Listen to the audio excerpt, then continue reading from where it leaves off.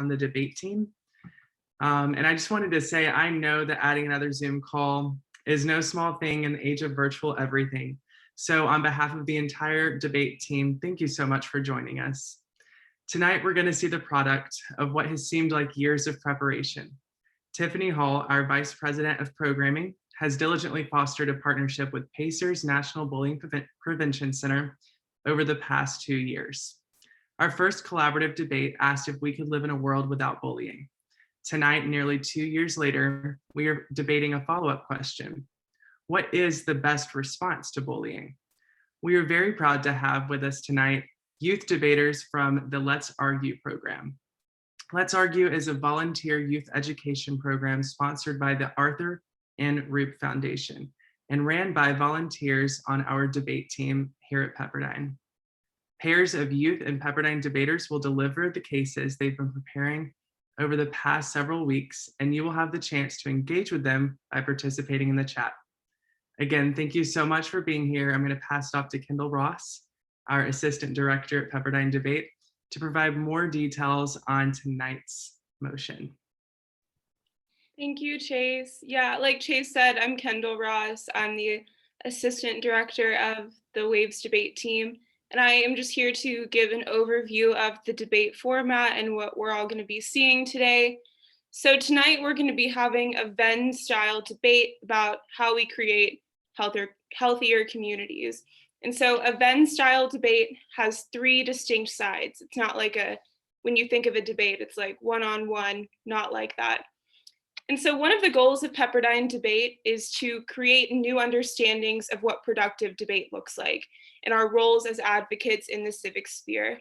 And we recognize that most issues have multiple perspectives. It's not just yes or no or any other false dichotomy, which is why we've constructed the Venn-style debate in this way on this important topic. And so there's 3 sides, like I said.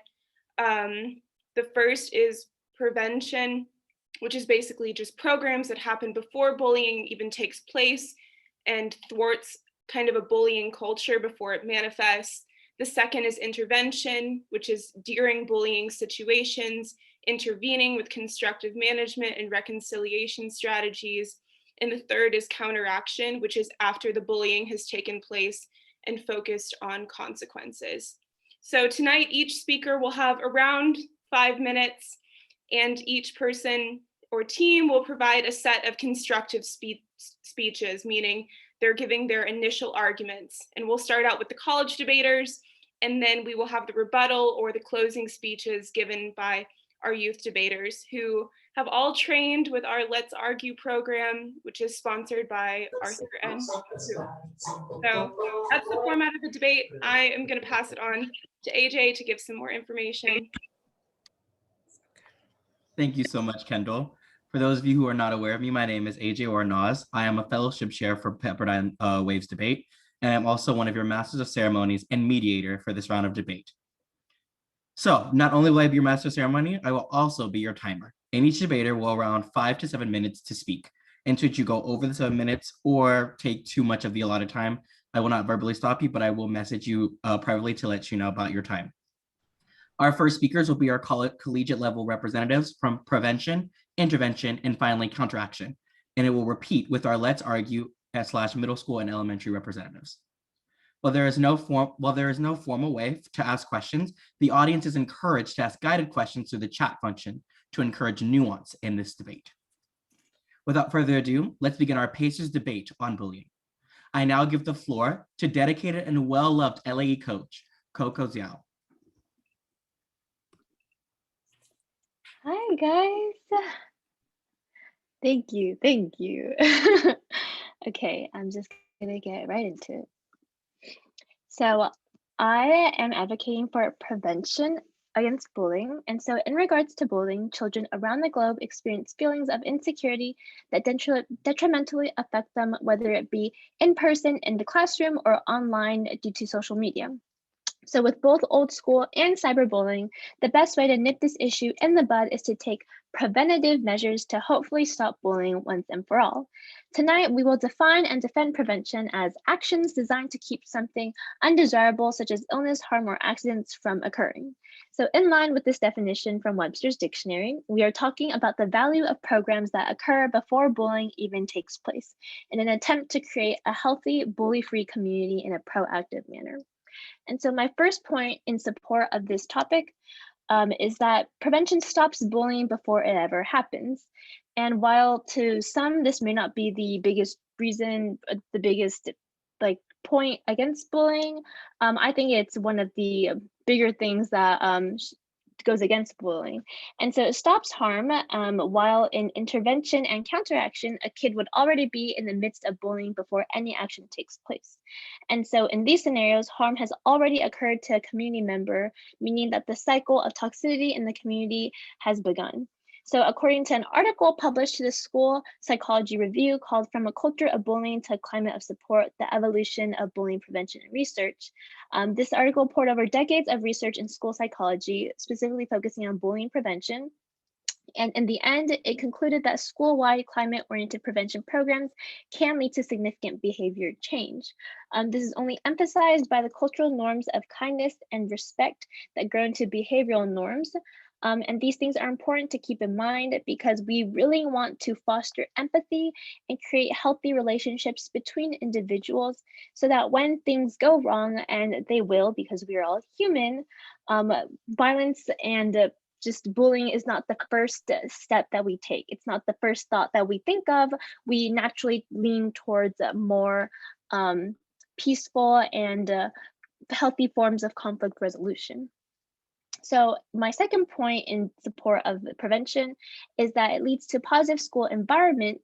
And so in this case, I'll be defining positive as just an environment in which students feel safe, where they feel comfortable of being themselves, and they don't feel like that anything bad will happen to them.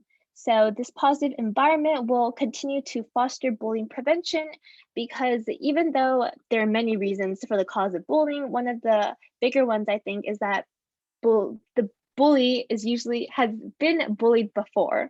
And so I think stopping that right at its root will stop the cycle of just the bully become the bully, the bullied become the bully, and so on. And so stopping that right at the root can really just work to prevent bullying from occurring at all.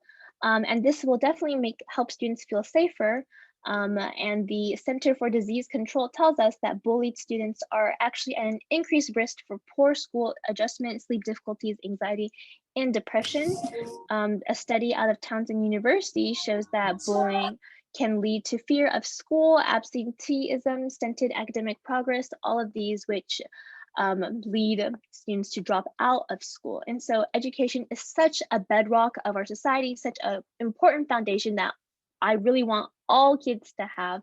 And so I think that if we can create a safe environment, a positive environment for students to learn in, for them to feel comfortable in, that it would really lead to just lower levels of dropout rates within students and just more school enjoyment for them. And so lastly, a call to action, some preventative measures that people can take to prevent bullying is to establish right off the bat that bullying is not welcome, whether you're in school or just in a club.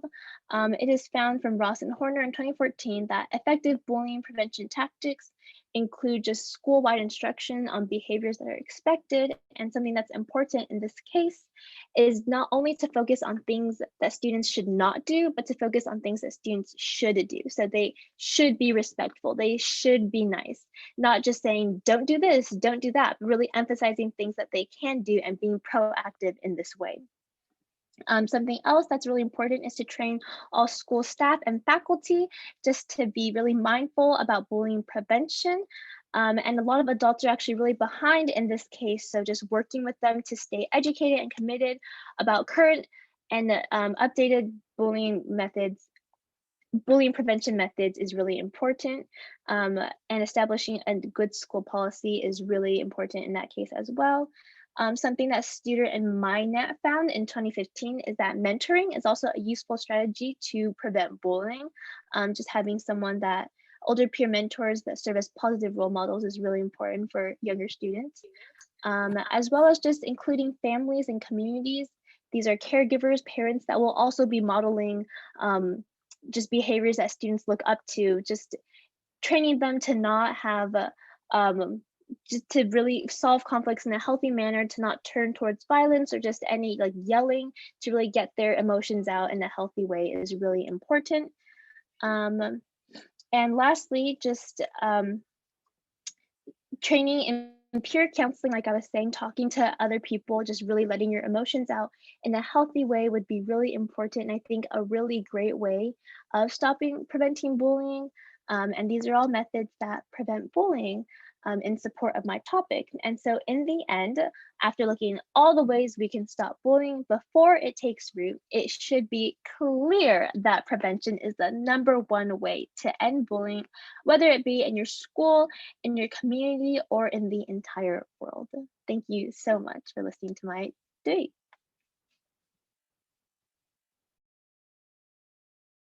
Wonderful job, Coco, and an excellent start to our debate round from the prevention side. I now open the floor to begin our first speaker from the intervention side and welcome experienced BP debater, orator, and writer, Jacob Zenka. The floor is now yours. Thank you so much, AJ, and thank everyone for coming out. This is an incredibly important topic, and Coco just gave a great speech on it, so I'll do my best to follow that. I'll start by saying this. Charles Spurgeon once said that it's impossible to slander human nature. It's impossible to slander human nature no matter how hard you try, because in reality, it's worse than words could ever paint it. This is sadly more evident in our schools today than it should be. The Cyberbullying Research Center reported in 2020 that half of children aged 9 to 12 experience some form of bullying at school, and about 15% of kids in the same age group experience some form of bullying online. While the federal government only started collecting data on school-based bullying in 2005, the experience in various forms has been of childhood and school life for much, much longer. Extensive research has been done by those wondering whether we can put an end to this behavior for good. And thankfully, the overwhelming consensus is that whatever practices are implemented, we can. Today, my partner Madeline and I will discuss the merits of employing an intervention strategy to both protect kids from and educate kids about the dangers of bullying, both in and online. First, it's important to define what intervention strategies are and to give an idea of what those might look like in practice. Intervention is essentially the tactic of addressing bullying when it happens and disrupting it in order to protect the victimized student. Intervention strategies for physical bullying would first involve ensuring that areas where students gather are well lit and open enough that bystanders and teachers could quickly notice and intervene or disrupt in instances of bullying if necessary. For verbal bullying, a consistent feedback system for students to report bullying when they see it could be helpful. Students can be asked to fill out a form on a weekly, bi-weekly, or monthly basis with some basic information about their experience at school and a section to ask about whether they've witnessed any incidents of verbal bullying or harassment. For cyberbullying, it's a little bit more complicated, but it could look like setting up a school-specific anonymous reporting system for harassment, maybe a Google form or something on the school's website in which students could alert school officials to the bullying such that they can intervene as soon as possible. Teaching students intervention strategies would also equip them with information on how to step in to protect victims of cyberbullying when they see it online. It's reporting hurtful posts, supporting victims, etc. So my team believes that of the three perspectives being intervention ought to be the cornerstone of strategy for the following reasons. We have points we're going to go into. The first is that intervention serves as a teaching moment for everyone involved. An unfortunate reality of our situation is that many individuals who bully aren't consciously aware that they are, in fact, quote unquote, bullies. Chuck Williams, PhD, runs Center for the Prevention of School-Age Violence at Drexel University, and he agrees, saying that self-analysis for most people is a challenge. We all like to avoid dealing with our own shortcomings. Or so when we're younger and don't have a properly developed or fully developed moral compass. Many young people who bully come from households, like Coco said, where bullying behavior is the norm. And so their perception of the status quo, combined with our universal aversion to self-analysis, has created a contingent of bullies that may not even consider themselves bullies.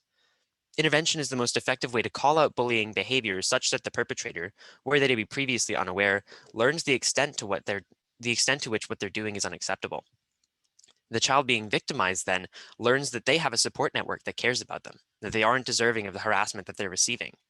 Bystanders, for their part, learn that bullying can be stopped by individuals who step up to call out hurtful behavior, and as a result, they're empowered to do so themselves. My second main point is this: intervention provides the opportunity for on-the-spot reconciliation. In the event that the offending party wasn't aware of the extent to which their actions, speech, or posts harm the victim, as is common with kids, intervention provides the best and most natural opportunity for the victim and the offender to smooth things out and get a better understanding of proper boundaries, be they social, verbal, or physical. This process would also take place in a safe and moderated space with a caring adult, giving the victim more confidence to voice how they truly feel, and providing an authority figure that can guide unexperienced children through a process that may be new to them. My third and most important point is this: intervention, simply put, is effective. According to the Cyberbullying Research Center, 69.9% of kids aged 9 through 12 have tried to help someone being bullied at school, and 66.3% of kids aged 9 through 12 have tried to help someone experiencing cyberbullying. Kids are, at their very core, empathetic. They're willing to step in to protect their classmates if their school empowers them to do so. We see that instances of intervention in situations of bullying are positively correlated with feelings of self-efficacy among students. What that essentially means is that if students believe that they make a difference by stepping in and disrupting an instance of bullying, they'll be more likely to do so. Henry Ford once said, "Whether you think you can or you think you can't, no matter what, you're right." And it's all the same with intervention. So to conclude, intervention strategies have a reputation of effectiveness.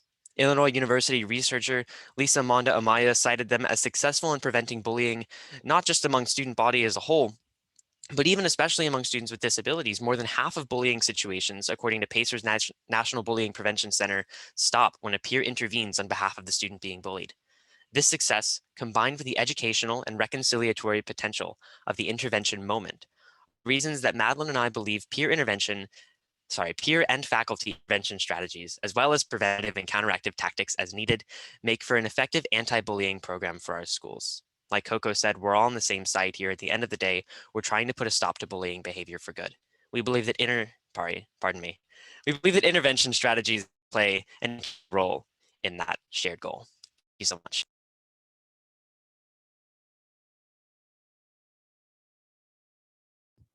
A wonderful job from the perspective of intervention. And now introducing our first speaker from our final perspective is counteraction, as we introduce our eloquent newcomer, Isabella Fawaz. The floor is now yours. Counteraction is defined by several authoritative sources in largely the same way. It is action intended to nullify the effects of a previous action. In this case, counteracting bullying is all actions meant to reduce the pain and suffering of the bullied people. Counteracting bullying is crucial to human healthy development. Bullying has negative effects on a kid's confidence. According to Hayden Luke, director of CMS, which specializes in government-funded health curriculum creation, confidence has been linked to overall wellness and productivity. It is our argument that counteraction is in the form of consequences and accountability are necessary to ensure the well-being and productivity of everyone.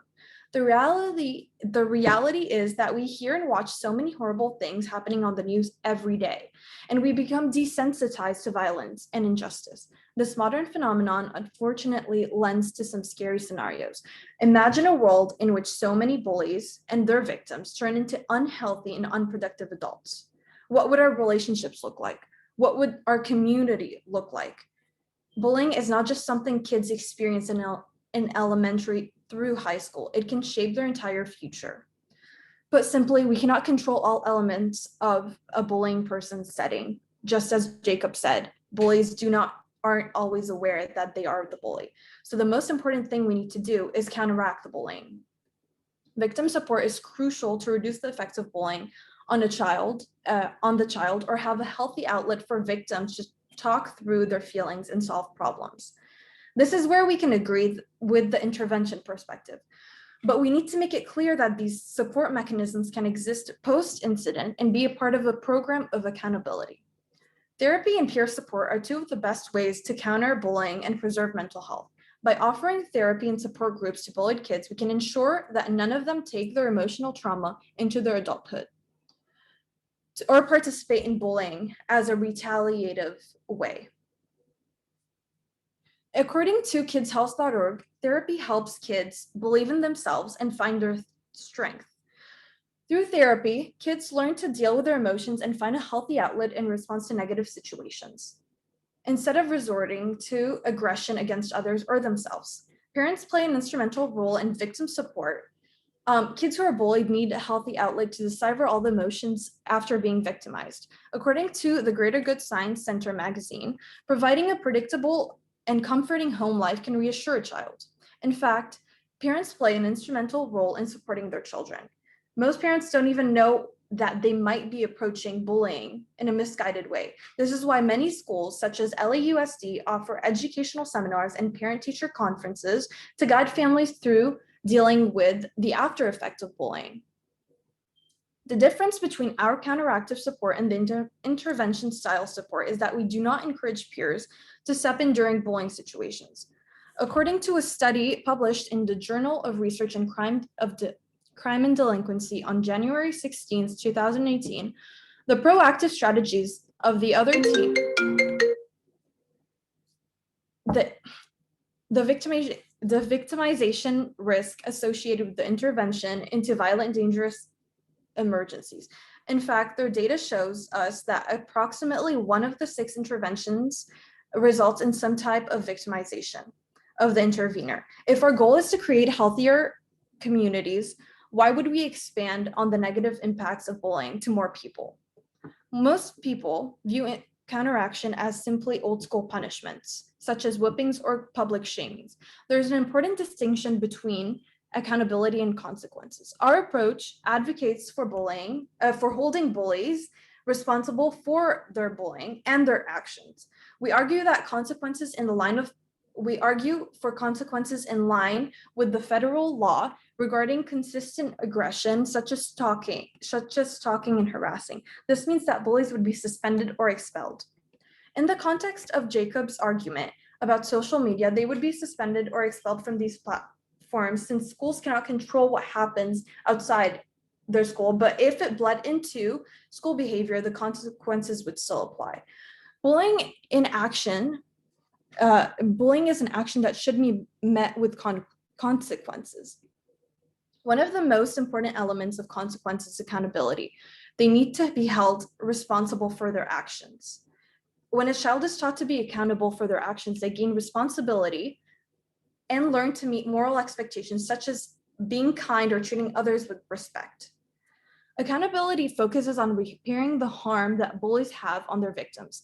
The MEN Project discusses a healing and accountability model in which accepting and validating a victim's experiences goes a long way for the recovery from a traumatic event such as bullying. This process allows victims to find their voice and rebuild their confidence. The other team's advocating for more of the current model, which in practice makes everyone feel that they are somewhat accountable for the situation. Children should be taught that the impact their actions have. In fact, bullying is a crime in 49 states, according to governing.com website. This goes to underline the gravity of bullying and to emphasize the sentiment of justice that can adjust a person's morale. Many kids believe that they are bullied due to their own personality or physical appearance. This hurts a child's mental health, and by receiving justice, psychologically, the blame is moved from the victim to the aggressor. At the very least, receiving justice gives the victims peace and deters other children from engaging in such behaviors. Rachel's Challenge is a program that was created after the Columbine shooting. It emphasizes the counteractive approach, accountability, and justice. Rachel's Challenge cites 160,000 kids that don't go to school every day just because they fear bullying. If kids are in constant fight or flight mode, then learning is not their main priority. That puts them at a disadvantage from other students or bullies. Since the formation of this program, over 1.5 million people are involved in Rachel's programs. More than 1,200 schools and businesses are reached, and over 150 suicides are averted. Trying to counteract bullying is essential in avoiding tragedies like the Columbine shooting. There has to be a counteraction to bullying because it is not always preventable, and the risk of intervention resulting in harm is way too high. Therapy and support can go a long way in rebuilding a child's confidence and helping them denounce their aggressor. Accountability through consequences is the only way that we can really make that happen. Thank you. Wonderful job, Isabella. And thank you again for all of our collegiate level debaters for introducing our three perspectives. And now we can begin our second half of debate with our second speakers. And first up, representing the preventative side, is Ellie alum and winner of the 2019 debate extravaganza. I welcome Ella Lee to the floor. Throughout history, bullying has been a serious issue in schools. It can start with some mean words or even pushing, which can have a long-lasting impacts. Now with technology, bullying can happen anywhere and anytime. From text messages to social media in schools, it has become easier to bully and be bullied. I know firsthand how it feels as a victim and as a witness of bullying. As a victim, I remember the day that my bully stomped on my back. It happened so fast that I felt so powerless and no one came to help me, not even the adult that stood there facing me. Almost like they saw everything happen, but didn't know how to react or even help me. I was in shock and I immediately cried within seconds. I went from a confident young girl to someone who was a girl who was tiny and insignificant. As a witness, I saw my friend being bullied by a classmate. Since I had my own experience being bullied, I spoke up. But it made me upset that bullying kept happening at my school. While I told the principal what happened to my friend, along with other classmates who were witnesses, nothing really came from it. A call was made to the victim's parents, and a call was made to the bully's parents. After that happened, we didn't hear about it again, and nothing was taught in my classroom about bullying. When it comes to bullying, it becomes very sensitive, and no one really knows how to address it or even talk about it, not even adults, which makes it hard for the kids like me. As someone who experienced bullying, I strongly believe that by focusing on prevention at school and at home, bullying can be stopped from happening anywhere and anytime. Some prevention measures are helping kids understand what it means to bully, which can help prevent bullying. When they know why it is wrong to bully through games and role play, they can be better peers with the other classmates. I think the more we feel comfortable talking about it, the more we'll understand how bullying happens and how to stop it. Some ways to teach kids about bullying are school assemblies, where students and adults can role play a situation, and bully prevention videos, which teach us how to be an upstander and not a bystander. I also think it's important to teach kids about how to get help. Help is needed by the bully and the bullied. It can be easy to say that all bullies are mean and all victims are weak, but that's not true. A bully may be going through something. As I found out, my bully didn't have a way to express her anger, so she expressed it on me. So both the victim and the bully need help after the bullying happens through school counselors and therapists who can identify issues the bully is having at home or even at school. Finally, and one of the most important ways to prevent bullying is teaching parents about bullying. If they can model good behavior at home, their kids will follow. If they can ask their kids questions about bullying and talk about it openly at home, it can help the kids to become upstanders if they witness something or know how to come to their parents if they're getting bullied. Parents can receive an education through parent conferences and back to school nights, where they're encouraged to talk about bullying at home. Bullying will continue on like we have seen in history, unless we stop it. Now that bullying has become easier to do with technology, it is important that we focus on prevention at schools and at home. As a person who experienced and witnessed bullying and seeing no real changes after bullying incidents happen, I know that prevention is the only solution to stop bullying before it can happen. Thank you.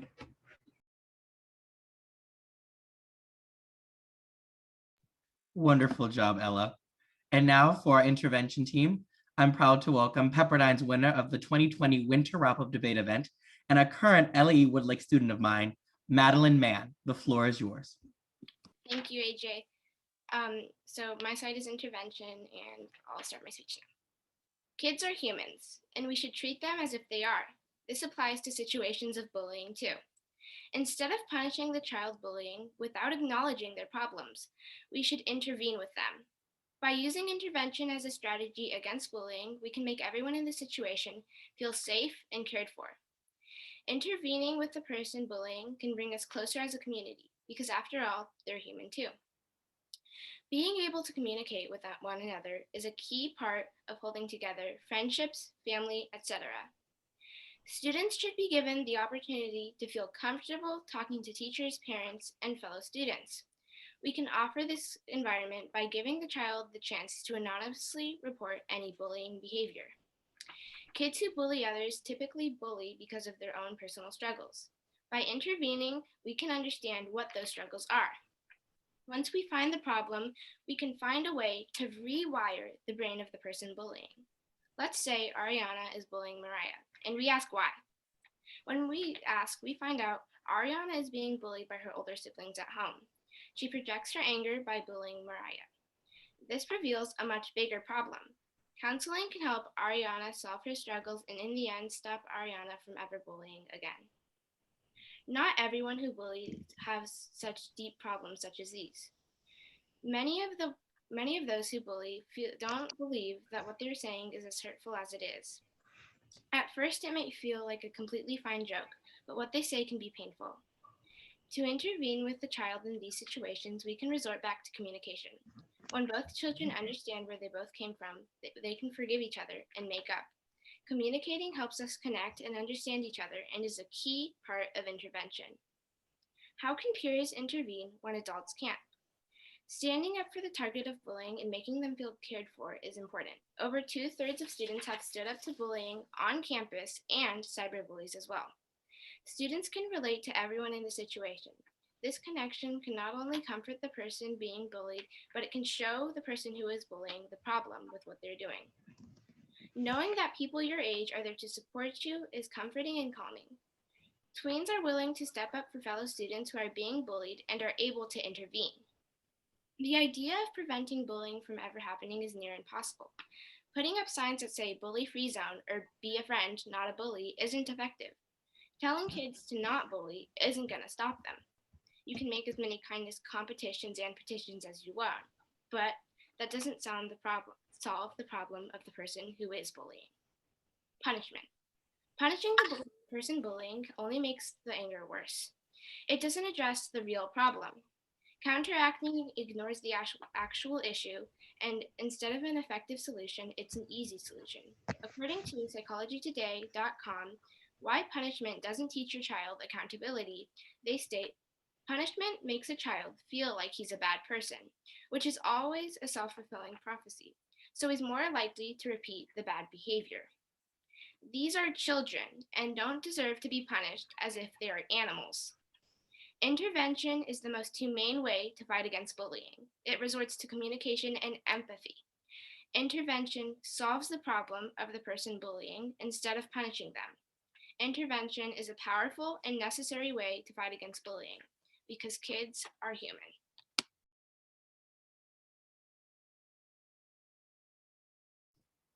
Fantastic job from Madeline. And now last but certainly not least is an LAE Woodlake alum and finalist for the 2019 debate extravaganza. I now open the floor to Mariah Williams as our final speaker. When I was in elementary school, there were a lot of misbehaving kids. A lot of the bad behavior was targeted towards racial minorities. One day, this got so bad, a kid used the N-word. Because the school took prevention and intervention perspectives, the kids were not held accountable. Instead, all the kids were held accountable and had to run laps. This was unfair. Victims had to work together with the bullies. This is the world of prevention and intervention. In my speech, I will tell you why prevention doesn't work, why intervention is dangerous, and how counteraction can work best, and also answer the other team's best points. My first point is that prevention doesn't work. Let's be real. Kids make fun of these programs. These programs, like the DARE programs our parents had, are just used as a source of ridicule more than they are a cure. We wish that this wasn't true, but we know it is. It is a bunch of adults talking to kids in what they think is the language of kids, but it isn't. All of the prevention team's sources concede that there needs to be more research done on bullying and that we cannot control what is happening at home. This means we cannot stop all bullying before it begins.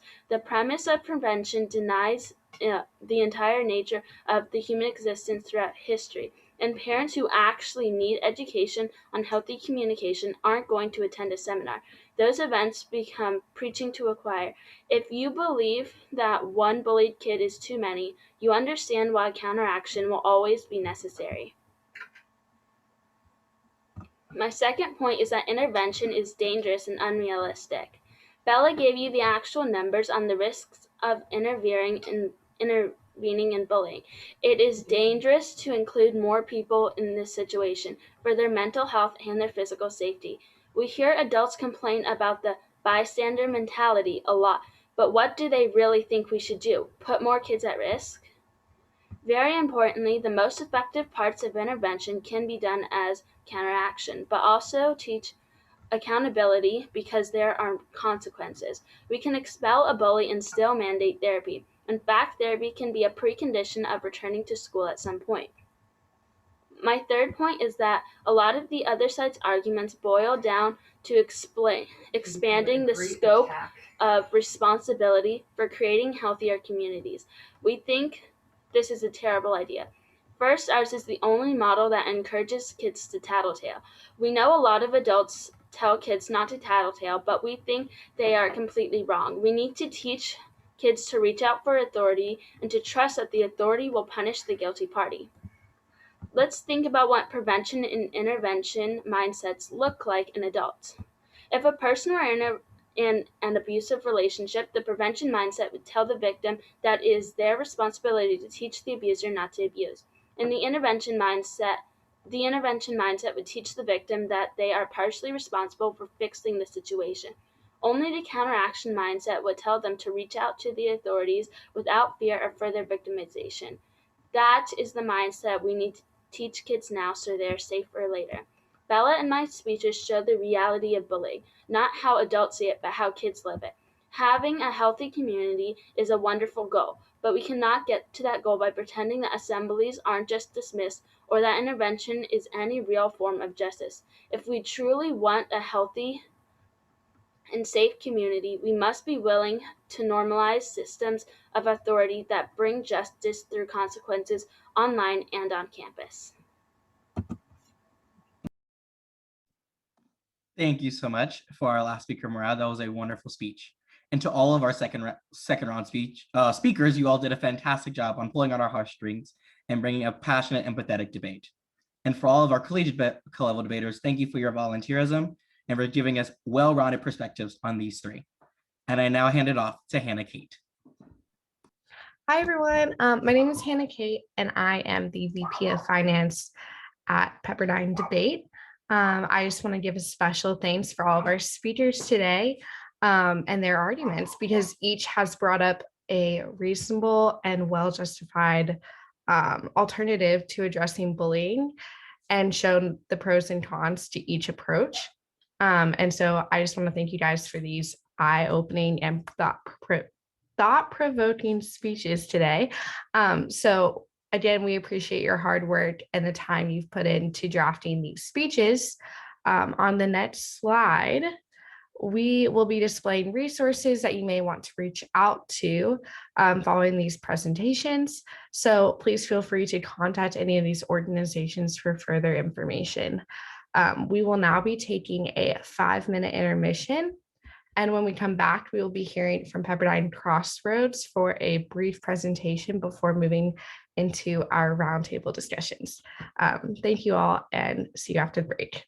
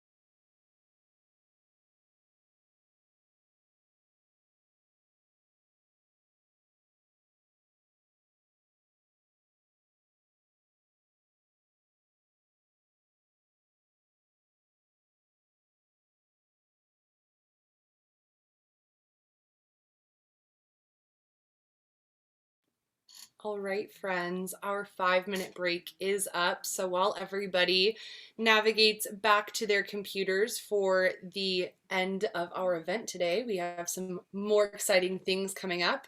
I would also like to warmly introduce Mary Buffalo from Crossroads Gender and Sexuality Alliance to provide some resources and information today for us. Hi, thank you so much, Tiffany.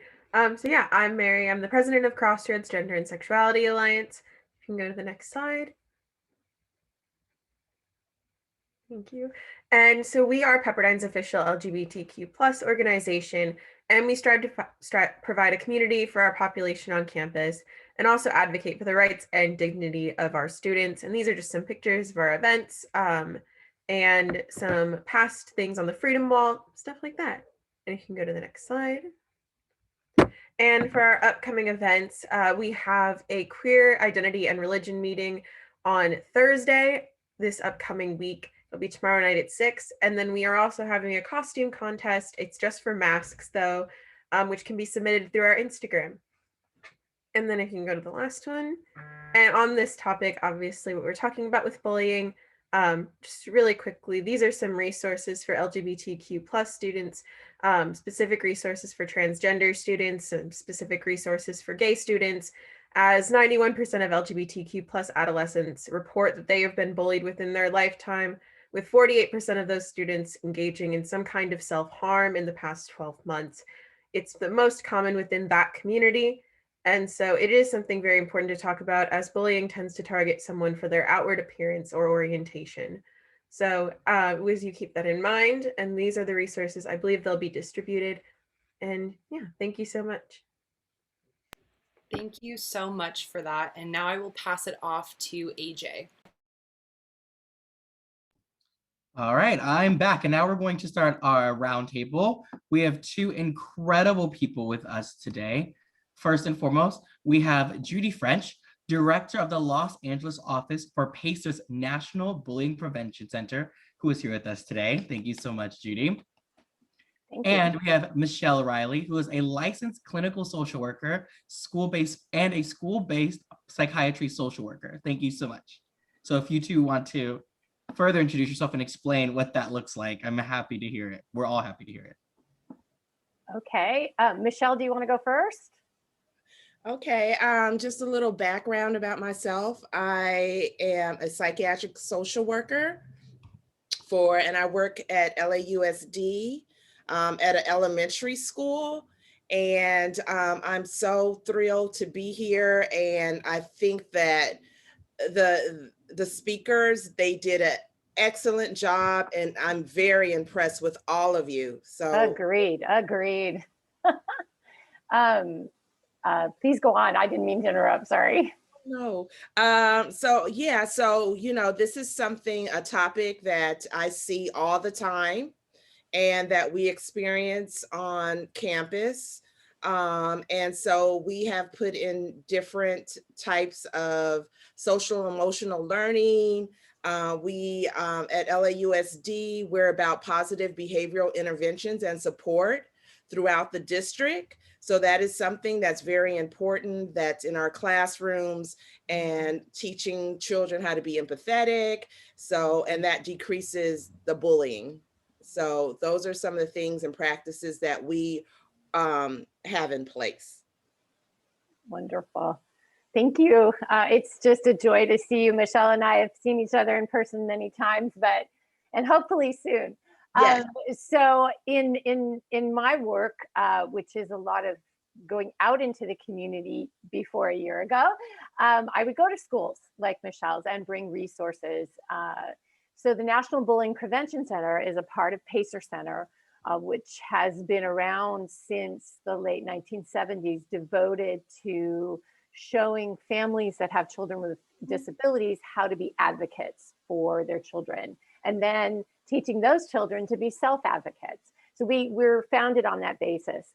The National Bullying Prevention Center is for all children with disabilities, without, and what we're hoping is that with good research-based resources, we can get the kind of information out into the community that will really help us see all the way around this really complex human behavior of bullying, which our incredible debaters did tonight. Now, I am completely biased, obviously, because I'm on the prevention side of things, but the arguments and the presentation and the power of these speeches tonight, I can see this whole 360-degree approach, which of course is the way that we have to operate around a problem like bullying. Again, we're resource people at the National Bullying Prevention Center. We want to give information out to the community. Most of it is free and downloadable. And you saw the slide with our websites. That's where you can access all of that. And someday soon, I'll be able to be at Columbus Elementary and see you. And I think we have some questions. Is there someone who's going to moderate questions off the chat for us? Yes, that is me. Just in case I didn't make it very clear, if you have any type of question that you'd like to be asked, you can put it in the chat, which I will read, or you can raise your virtual hand and I will call on you for you to speak to Judy and Michelle. Our first question is from, of course, Abby Smith. How can we effectively address issues of bullying across the board or as a nation across various demographics, neighborhoods, and communities, etc.?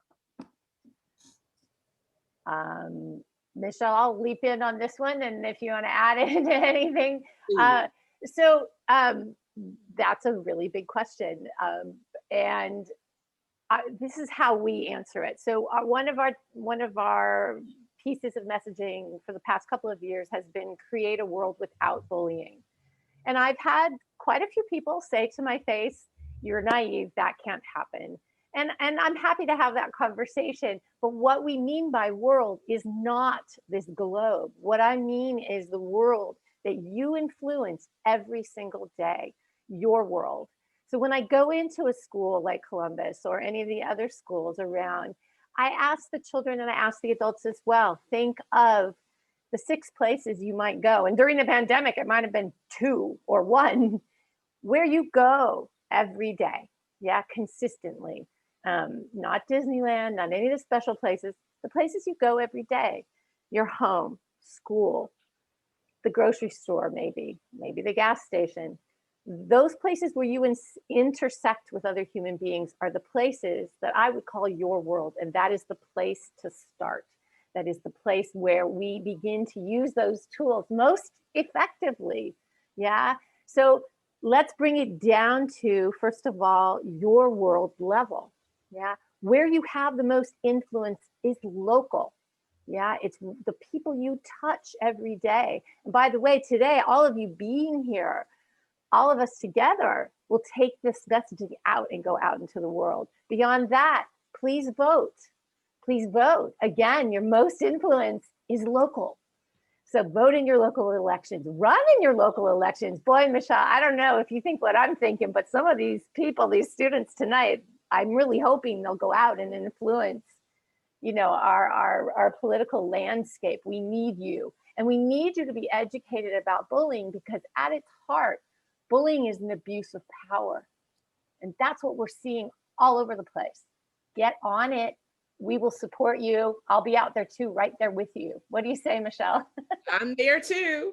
And I think it's really important that you guys go out, let your voices be heard, because that's the way that change is going to happen. Absolutely. Yeah. What else? Sorry, I was muted. Okay. Our next question comes from Austin Berg. I believe he was next. And it says, as adults dealing with children, what steps do you take to connect with the kids so they know we are on their side? I can answer that. So I think it's really important to hear all sides of the story and find out, really go in more depth about what's really happening with everyone that's involved. So it's really about just kind of finding out what's going on and being empathetic to whatever is happening with them, so that we can see and they can feel that someone cares. And you know, I think that by doing that, that's what makes the difference, whether it's the victim or the bully themselves, or, and I don't want to say bully themselves, I mean for in terms of bullying, because a lot of students who are people that bully, they do have some things that are going on in their personal lives, and we have to reach out and be understanding to what's going on and not be punitive or negative, and teach them that this is what you need to do to be empathetic, and teaching them how to put themselves in other people's shoes. That's perfect. And the only thing I would add is I always hold adults accountable. When I go to speak to adults, like, you need to be the soft landing pad for that story. Because if a child is coming to an adult with a difficult story, whatever it is, if it's their identity, if it's bullying, whatever it is, if they come to an adult and that is a hard wall to that story just slaps upon and falls away, they aren't coming back. They aren't coming back to the adults. So I say to the adults who are listening tonight, the essence of empathy is believing the story as the person is telling it, as they see it, not as we would like it to be. And often when we get stories like bullying, we're like, oh, God, you know, we're backpedaling in our minds and kind of tap dancing as fast as we can. There is nothing that says you cannot be a soft and good landing place for a story that a child brings you. That may ensure they come back again and keep the lines of communication open between them and adults. So. Thank you so much. Our next question is from Jackson Werner. How do we help children who have become bullies because of a bad home life? It may be easier to stop bullies who become bullies because they're being bullied at home, but the circumstances are not always so out in the open. How do we help people whose circumstances may be beyond our immediate reach or understanding? Michelle, you want to start us off on that one? Okay, so, you know, just in dealing with the students, and yes, sometimes we can't control what goes on inside someone's home, but I think to build that relationship, to let them know that they can make the changes and be different than what it is that they experience at home. So really, I think the first thing I would say is really it's about relationship, and building the relationship, and then encouraging that child to go back and have a discussion with their parents about what they're learning, and how this is going to benefit them. Because, you know, if you think about it, parents just want their kids to be successful. And so I always put that out there, even when speaking to the parents, like, what is it that you want for your child?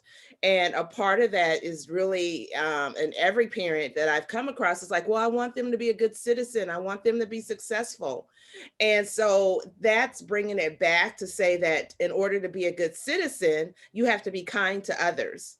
And so I really just kind of emphasize, you know, the kindness, and again, the connection with whoever, and just being empathetic to what they're going through, which can be very difficult, and just listening. And once you listen, then, you know, they're more open to want to talk to you and let you know what's going on, and also take responsibility for some of the actions or their actions. So relationship is so important. So, you know, when you see something or see someone who's struggling, you know, ask them what's going on in your life. Don't be so ready to blame, and to be able to create a open space for them so that they feel safe, regardless of where they come from. What she said. I just want to say that if you do not understand what the role of a counselor could be, I've been told there aren't very many in elementary schools across the nation. This is what you can have in a school. This is the type of person. I mean, I'm just so blown away by, because you know, when the student or a parent comes to Michelle, they get this wonderful sense of, no, this is possible to connect. It is possible to have a relationship. And then they get to take the kind of advice that we give at PACER, which is, you're in partnership with the school. Right. You and the school, you parents and the school, want the same thing. We want your child to go out in the world, just like these students here that we saw tonight. So what she said, 100%. And I think we have time for one more question. This one is from Kelly Griffin. What can we as college students do for our community to help kids recognize when and where bullying is occurring? I can think of about 1,000 things. I'll pop in there, and then Michelle, you fill in there, because I'm going to be, my ADD is going to kick in here, because I'm like, first of all, remember again what I said before. Your world is really a little more compact than you know, than you can imagine. And we're not saying to go out and fix the whole thing. That's not your job. We have some responsibilities too here. But in the sphere of influence that you have, I think you can do quite a lot. First of all, going back to the schools that you came from, you're the big kid, you know, you have magic that we adults do not have. You go back to the schools that you came from and talk to them about what happened to you. You know, give your personal stories, tell them, you know, what helped you go through, get through middle school, which for me was very difficult, and parts of high school too. Tell them how you did it. That means a lot to them. Listen to their stories even more. Formally, yes, you can go out and you know, take the resources we have, or go assist at wonderful schools like where Michelle is. You know, you can do things like that that are formal, but every day you have the chance to look at power imbalances and, you know, at least in your world, you know, make that right. So that's what I'm thinking. Again, small world. Yes. Work on that one first. And can I just add too, also, you know, I think it's important that we also mentor young students. And, you know, if you really want to do something, you know, go to some of the campuses and let them know that, you know, and I'm hoping that there will be more mentorship programs, or adopt a student, where they can have mentors and someone they can talk to about what's going on. Because I think with the mentor and having someone who's been through what they're going through is also what makes a big difference. Absolutely. Yeah. Again, you have, as college students, you have this magic. And coming in as a mentor, I mean, they're going to listen to you. They really will, more than me. So get on it. That's a great idea. And thank you so much for the both of you. Let's give a round of applause for Michelle and Judy for their wonderful answers to their questions that you all provided. And now to conclude, I pass it off to Jessie B. Bolton. Thank you again, Judy and Michelle, for participating in our roundtable this evening. We greatly appreciate the insight and wisdom that you both shared with us. Good evening, everyone. My name is Jessie B. Bolton, and I'm a proud member of the Waves debate team. Tonight, I'm also proud to be part of this PACER event alongside my debate family, the elementary debaters who proved they definitely could show me up in a debate, and each of our special guests. There are many people who work diligently to make tonight's event happen, and I would like to extend Waves Debate's sincere gratitude to each of you. First, thank you, Judy, for helping plan tonight's event. Your continued support at PACER not only made this event happen, but also continuously cultivates a relationship between our organizations that will only grow in coming years. Thank you, Michelle and Emily Schwartz, who is the Community Outreach Specialist from the office, the FBI LA field office, for making your expertise available to our debaters. While Emily couldn't join us tonight, we appreciate the time you both took out of your busy schedules and crazy lives to share with all of us. Many thanks also to the communities who have provided the resources needed to make this event happen. Black Student Association, Crossroads Gender and Sexuality Alliance, Pepperdine Volunteer Center, and PACER's National Bullying Prevention Center. We could not have done it without you. Last but not least, thank you to the Arthur N. Roop Foundation for sponsoring Let's Argue Debate. Your support has allowed this program to flourish, and as we've seen tonight, empowers all of us to face bullies in our lives. It is now my honor to introduce one of the masterminds behind this event, who has worked tirelessly to see it through. Please join me in welcoming our closing speaker for the evening, Tiffany Hall. Hello, everyone. So that was our wonderful collaboration with PACER's National Bullying Prevention Center. Wow, first sentence. We got this, guys. That was our passion poured out for you. That was my last debate event. When I joined the team 3 years ago, I scarcely thought that I would end here. I was a first year with big dreams and a passion for speaking, and now I'm a senior and with even bigger dreams. It's been through this program that I have learned a steadfast advocacy for conversation. Community is the cornerstone of our society, and I have seen its power in events like this. As Chase led off our event with, this has been a brainchild of the past 2 years, aimed at not rushing our way through and solving a problem, but sharing the perspectives that could get us there. I believe that it is dialogues like these that not only bring us one step closer to a better, healthier community, but also bring us together. As I see all of our audience members here tonight, I know I've accomplished that goal, even if we can't be together in Elkins as we might all have hoped. Since I jumped into planning for this series 2 years ago, our planning committee has made waves. I remember the first event being so thrilling. The whiteboard written all over with notes and ideas on what it could be. Late night meetings with Judy, Abby, and Juan Carlos trying to make all the pieces fit. All of our business casual selves in the town square on event day. The long line reaching from Elkins to past Starbucks on campus. It was magic made real. This year may look different, and it may feel different, but it is no less special to me. I'll always remember Judy, Abby, Juan Carlos, AJ, and I all theorizing how to make this message as engaging as possible.